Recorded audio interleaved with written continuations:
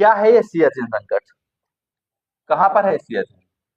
ये जो आप भाग देख रहे हैं ये है पीओके। और ये जो आप भाग देख रहे हैं ये कौन सा है? आक्साई चीन। अब इसका आक्साई चीन का मतलब ये नहीं कि चीन, ठीक है, अक्साई चीन, उसके पीछे अलग कारण है इसका नाम ये क्यों है। और यहाँ पर एक घाटी बनी हुई है जिसका नाम है सक्सगान घाटी। ये है, ये भी पाकिस्तान भाई साहब के कंट्रोल में रही है। इस क्षेत्र को दे दिया था चीन को। हमने आपको बताया था कि एक समझौते के माध्यम से ये चीन को सौंप दिया था, क्योंकि जब देखा कि चीन ने भारत के इस क्षेत्र पर कब्जा कर लिया तो पाकिस्तान को ये भय था कि अब तो मेरा ये क्षेत्र भी ना चला जाए जो मैं कंट्रोल किए हुए हूँ भारत का, तो इसलिए दे दिया, ताकि चीन को ये लगे कि कितना अच्छा दोस्त है, देखो तुरंत हमको एक टुकड़ा दे दिया जमीन का। ठीक है। तो क्या है सियाचिन संकट? सियाचिन ग्लेशियर के बारे में तो सुना होगा। पूरी दुनिया में अगर आप देखेंगे तो जो ग्लेशियर है सबसे बड़े वो है एक तो नॉर्थ पोल में, दूसरा है साउथ पोल में। इन दोनों के बाद अगर दुनिया का तीसरा सबसे बड़ा कोई ग्लेशियर है, हिम नदी है, तो वो कहाँ पर है? यही सियाचिन में। कई सारे ग्लेशियर हैं। एक कारगिल, ये काराकोरम रेंज है, काराकोरम श्रृंखला जो फैली हुई है उसी के अंतर्गत आते हैं। सियाचिन हो गया, वाल्टोरो होगा, ये सारे बहुत सारे यहाँ ग्लेशियर फैले हुए हैं, लेकिन सबसे बड़ा कौन सा है? सियाचिन। तो इसी सियाचिन को लेकर क्राइसिस है। माइनस में यहाँ का टेम्परेचर हर समय रहता है, हमारे सेना यहाँ हर समय खड़ी रहती है और इसलिए खड़ा रहना पड़ता है। कई बार ऐसा कहा गया कि दुनिया की सबसे ज्यादा टफेस्ट कंडीशन सैनिकों के लिए यहाँ पर है, और यहाँ पर जो सैनिक अगर सेवा दे आता है उसको एक विशेष नजरिए से देखा जाता है हमारी सेना में। सियाचिन में सेवा देना एक सबसे टफ काम है।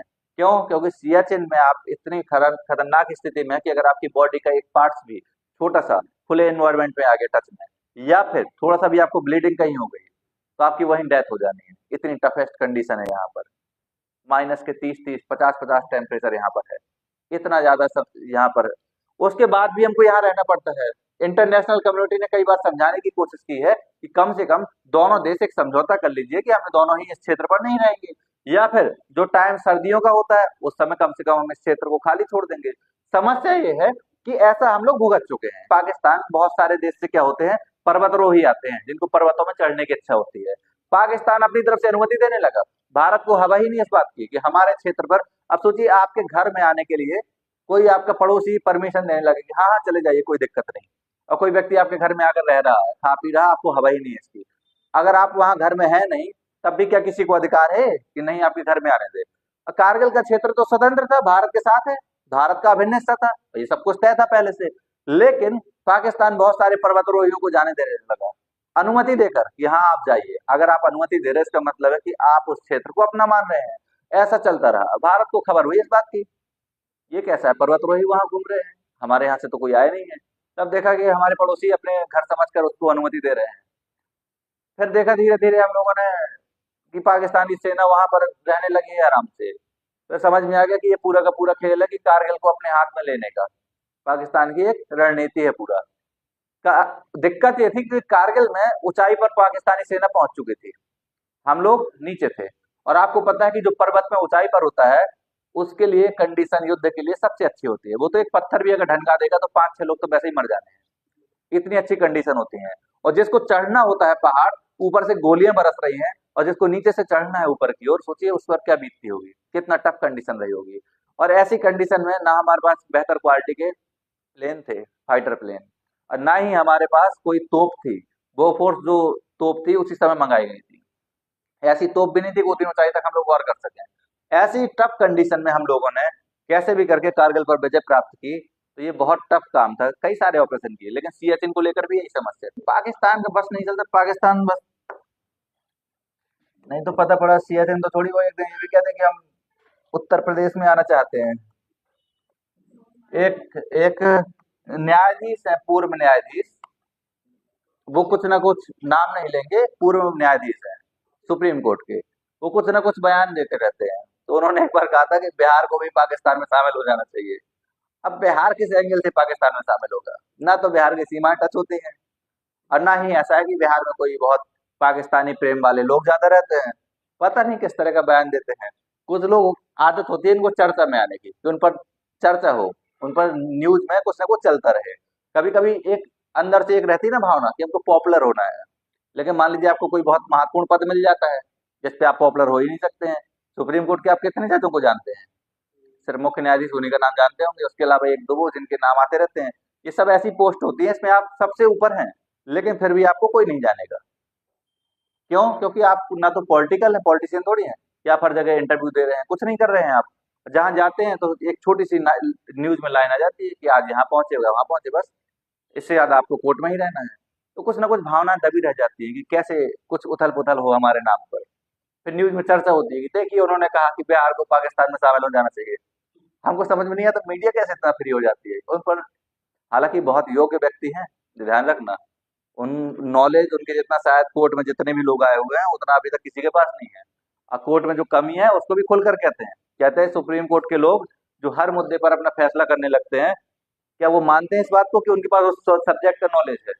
इस लेवल का तर्क देते हैं समझे? यहाँ तक कि सुप्रीम कोर्ट के मुख्य न्यायाधीश उनको डांट देते हैं कि अगर आपने बोला तो हम भूल जाएंगे कि आप हमारे यहाँ पहले काम करते रहे हैं, मुख्य न्यायाधीश रहे हैं, या फिर आप न्यायाधीश रहे हैं।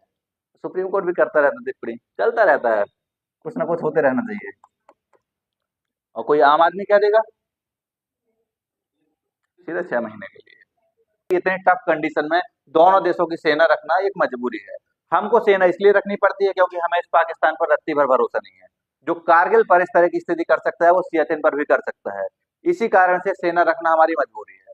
लेकिन अगर दोनों देश इन 4 पॉइंट को मान लेते हैं और ऐसा करते हैं जो इसमें लिखा हुआ है, तो हम सियाचिन में विवाद को सुलझा सकते हैं।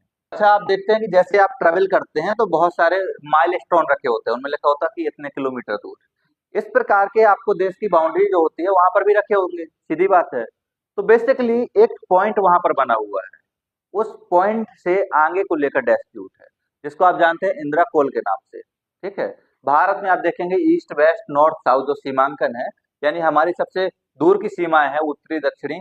दक्षिणी पॉइंट आप जानते हैं जिसको हम पिग्मेलियन पॉइंट कहते हैं या इंदिरा पॉइंट के नाम से जानते हैं। इसी प्रकार से सबसे नॉर्थ में जो है उसको कहते हैं इंदिरा कोल। और इसी आधार पर कहा गया था कि इंदिरा ही इंडिया है, इंडिया ही इंदिरा है। क्यों? क्योंकि ऊपर भी इंदिरा, साउथ में भी इंदिरा।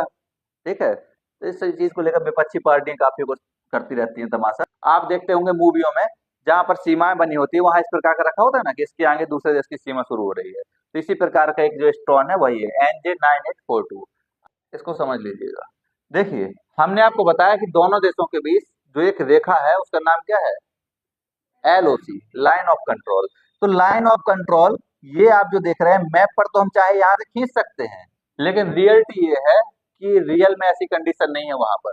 क्योंकि बहुत जगह आप क्या होता है सीमा का निर्धारण नहीं कर पाते हैं, बहुत टफ क्लाइमेट होता है। तो उसी प्रकार से एक ये पॉइंट है, इस पॉइंट का नाम क्या है? NJ9842। इसके आगे सीमांकन दोनों देशों के बीच नहीं है। जो सीज फायर लाइन है इसको नहीं खींचा जा सका है इसके आगे। समझ में आ गया? जैसे मान लीजिए, इसको ऐसे समझिए, जैसे ये है आपका घर। ठीक, ये आपका घर है और ये किसी पड़ोसी का घर है। आप दोनों के बीच जो विवाद है सीमा को लेकर वो सिर्फ इतने क्षेत्र को लेकर है। ठीक, कितनी बाउंड्री को लेकर? इतनी बाउंड्री को लेकर। लेकिन इसके आगे कोई विवाद नहीं है। अब ये बताइए, जिसको लेकर कोई विवाद ही नहीं है उस पर क्यों बेवजह विवाद किए जाए? तो शिमला समझौता जो हुआ, तो शिमला समझौता बेसिकली इस बात को लेकर था कि जो ये LOC है, सीज फायर लाइन, हमने बताया ना कि शिमला समझौते के माध्यम से हमने सीज फायर लाइन को किसमें बदल दिया? LOC में। तो ये जो लाइन आप देख रहे हैं किसमें बदल गई? LOC में।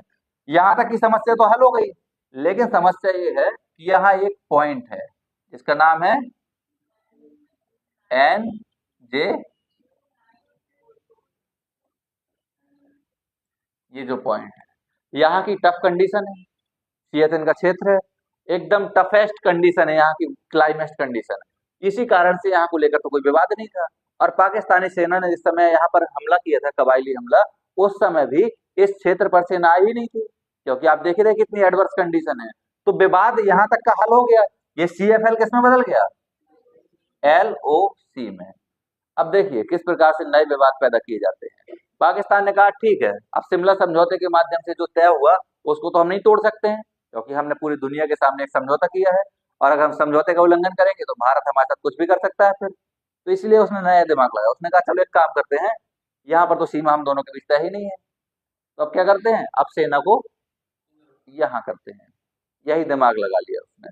ठीक है, हम लोग इस भ्रम में थे कि इस क्षेत्र पर करेगा क्या पाकिस्तान जाकर, यहाँ तो इतनी ऐसी कंडीशन है कोई रहना ही नहीं चाहता है, लेकिन जिसको विवाद पैदा करने होते हैं वो कहीं से भी रास्ते खोज निकालता है। यानी कि ये पाकिस्तान अपने इस क्षेत्र पर इसने क्या लाभ देखा है, इसको एक बार और समझ लीजिए ताकि दिमाग में बैठ जाए, फिर अपने हिसाब से आप लिख सकें। यानी कि जिस समय हमारे दोनों देशों के बीच संघर्ष हो रहा था, उस समय एक लाइन थी जिसको हमने कहा था CFL यानी सीज फायर लाइन। जब 1972 में शिमला समझौता हुआ तो इस लाइन को बदल दिया गया LOC में, यानी लाइन ऑफ कंट्रोल, और कहा गया कि ये लाइन दोनों को कंट्रोल करेगी, यानी ना तो आप इस लाइन के आगे जाइएगा और ना आप इस लाइन के आगे। ये लाइन आज तक दोनों देशों के बीच है जिसका नाम है लाइन ऑफ कंट्रोल। ये कंट्रोल करने के लिए लाइन खींची गई, लेकिन ये लाइन, ये जो पॉइंट है NJ 9842 इसके आगे नहीं है, क्योंकि इसके आगे ग्लेशियर थे, इतनी कठिन परिस्थितियां थी, यहाँ पर काराकोरम जैसी श्रृंखलाएं थी, तो कहा इसके आगे जरूरत ही नहीं है इसको करने की, छोड़ दिया भारत ने। भारत ने कहा यहाँ पाकिस्तान रहकर करेगा क्या, ठीक है। लेकिन पाकिस्तान ने इसके बाद दिमाग लगाया कि 1972 में जब हमने समझौता किया तो हम इसको तोड़ नहीं सकते हैं, तो क्या करें कि इस यहाँ से हम लोग शुरू करते हैं घुसपैठ। उन्होंने सेना अपनी भेजना शुरू कर दी इस पॉइंट पर, सियाचिन के पॉइंट पर। जब भारत को इस बात की खबर लगी तो हम लोगों ने एक ऑपरेशन किया जिसका नाम था ऑपरेशन मेघदूत, और इस ऑपरेशन मेघदूत के द्वारा हम लोगों ने यहाँ के पाकिस्तानियों को फेंक दिया नीचे। उसके बाद हम लोग अपने सैन्य नियंत्रण में ले लिए। अब देखिए कोई इंसान कितना ढीठ हो सकता है, इसकी सीमा देखिए। हम लोगों ने जब सैन्य नियंत्रण यहाँ स्थापित कर लिया तो आज पाकिस्तान क्या कहता है, पाकिस्तान कहता है कि ये मानवीय आधारों पर यहाँ रहना सही नहीं है, क्योंकि यहाँ की कंडीशन इंसानों के लिए अच्छी नहीं है। क्यों कहता है, ताकि आप अपनी सेना को हटा लीजिए यहाँ से, यानी वो हमारी सेना की चिंता दिखा रहा है कि आप यहाँ सेना मत रखिए, बहुत खतरनाक परिस्थितियां हैं। अब बताइए ये कोई बात हुई इस पर। तो भारत ने कहा ठीक है हम आपकी बात मानते हैं, तो भारत ने उसके लिए 4 पॉइंट दिए, कहा कि इन पॉइंट को मानिए हम अपनी सेना हटा लेंगे। मान लीजिए हमने आज यहाँ से सेना हटाई, 1 महीने बाद तुम वहां पहुंच गए, फिर से हमें एक नया ऑपरेशन करना पड़ेगा, है ना। इसलिए पाकिस्तान पर तो भरोसा कर ही नहीं सकते बिल्कुल, तो इसलिए ये जो पॉइंट है इसलिए चर्चा में रहता है। इस क्षेत्र के विसैन्यीकरण पर बल देता है। विसैन्यीकरण, सैन्यीकरण का मतलब होता है कि किसी स्थान पर सेना भेजना, और विसैन्यीकरण का मतलब होता है कि वहां से सेना को वापस बुलाना। इस विवाद को परमानेंटली अगर हल करना है तो यहाँ से भी हमें क्या करना पड़ेगा, सीमांकन करना पड़ेगा। तो हमने इस पर सहमति दी कि हम लोग चाहते हैं कि यहाँ से सीमांकन करें, और कहा कि अगर इस विवाद को सुलझाना तो दूसरा तरीका तो ये है कि इस क्षेत्र में जो वास्तविक परिस्थितियां हैं वो आपको बतानी होंगी। अब वास्तविक परिस्थितियां का मतलब क्या होता है कि मान लीजिए कोई व्यक्ति आपके पास आए और आपसे कहे कि क्या करना है धन दौलत का, ये धन दौलत सब छोड़ दीजिए, सब मोह माया है। अब पता पड़े कि जो आपको बता रहा है कि सब मोह माया है वो खुद दूसरे स्रोतों से करोड़ों रुपए कमा रहा है, आपको ये बताकर ही वो करोड़ों कमा रहा है कि इस दुनिया में सब मोह माया है, मिट्टी का शरीर है, एक दिन चला जाएगा, सब हाथ खाली रह जाएंगे, करते हैं। और ऐसे लोग फरारी फॉर्चूनर जितनी ब्रांडेड गाड़ियां हैं उनसे घूमते हैं, करोड़ों के पर्स लेकर घूम रहे हैं, और वो लोग आपको कह रहे हैं कि आप इन सबसे दूर रहिए। अब एक बात बताइए, मान लीजिए आप दूर हो गए उनके चक्कर में, अपना सारा संपत्ति आपने उन पर लुटा दी, अब आपके खाने के खर्चे कौन देगा, आपके घर परिवार में जरूरतें जो है उनको कौन पूरा करेगा, वो करेंगे, नहीं करेंगे। उनका ये बिजनेस है, वो आपको बताएंगे कि धन दौलत से दूर रहिए, कुछ नहीं रखा है, मोह माया ही तनाव का कारण है। वास्तविक सुख किसमें है, ईश्वर प्राप्ति में लग जाइए, सब छोड़िए घर बार, और किसी एक जगह जंगल ढूंढ लीजिए, वहां पर बैठिए आराम से, अक्सर भीख मांग कर खाइए, इस तरह की चीजें। आप प्रभावित हो गए, आपने सब छोड़ दिया, आपने अपने सीधे लॉकर दिखाया, आपने कहा मैं इसी कारण से तनाव में रहता हूँ, ये लॉकर देख रहे हो ये भरा पड़ा है, इसी को देखकर मुझे नींद नहीं आती है कि कोई लेना जाए, एक काम कीजिए आप ही इसको ले लीजिए। उन्हें ले लिया आपसे और खुद अपने शौक पूरे कर रहे हैं, तो ये क्या सही चीज है। पहले आपको दूसरे की भी तो ग्राउंड रियलिटी पता होनी चाहिए। अगर कोई एक ऐसा व्यक्ति आपको एक बात कहे जो वास्तव में इन सब चीजों से बहुत दूर है, तब तो अच्छा लगता है कि चलो सामने वाला हमें वैसा होने के लिए कह रहा है जैसा वो खुद है, तब तो एक स्तर का ठीक है। यानी कोई शराबी अगर आपको ये कहे कि आप शराब पीजिए तब तो फिर भी समझ में आता है, लेकिन कोई व्यक्ति जो लौंग इलायची भी नहीं खाता वो आपको कहे कि नहीं शराब पिया करो, उसमें जो सुख है वो कहीं नहीं है दुनिया में। ये तो अजीब बात है, आप तो बर्बाद हो गए और उसके कंपटीशन से आप साइड हो गए। अधिकांश लोग ऐसा ही करते हैं। इसी प्रकार से भारत ने कहा कि बाकी सब तो ठीक है, अच्छी अच्छी बातें तो बढ़िया कर रहे हो कि दोनों देश सेना हटा लें, कोई जरूरत नहीं है, लेकिन आपको ये मानना पड़ेगा कि ग्राउंड की रियलिटी क्या है, वो तो आप हमें बताइए कि आपके यहाँ जो सेना है वो कितनी है। ऐसा तो नहीं कि हमसे कह रहे हो कि अपने सैनिकों को क्यों यहाँ पर रखे हुए हो, टफ कंडीशन है, इनको आराम देने दीजिए, घर भेज दीजिए, क्या करेंगे यहाँ। पता पड़ा हमने सेना हटाई और वहां उसने डबल कर दी अपनी सेना, तो हमारे लिए और समस्याएं हो गई।